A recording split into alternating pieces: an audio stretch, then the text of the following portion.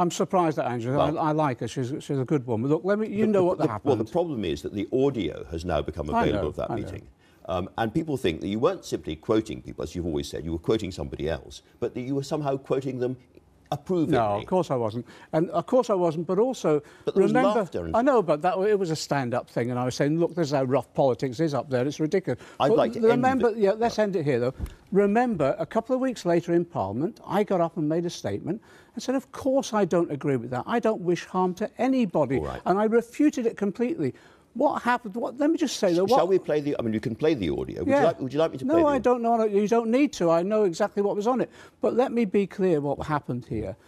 That was recorded by, I think, Daily Mail or something like that. They did nothing until Ed Miliband was getting up to make a major speech, and then they ran the story to spike his speech. It was a political manoeuvre, but I made it... that's a manoeuvre, but I made it... laughter in yes, the background. I know, but I was saying, I think it was a Liverpudlian comedian, so I said, look how rough politics is up there, it's ridiculous. But in Parliament, when people misinterpret it, I got up and I said, of course I don't support this, and I wish harm on nobody.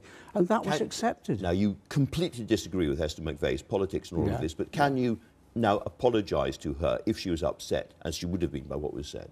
Well, I said then I did not support what was happening. Of course I didn't support that.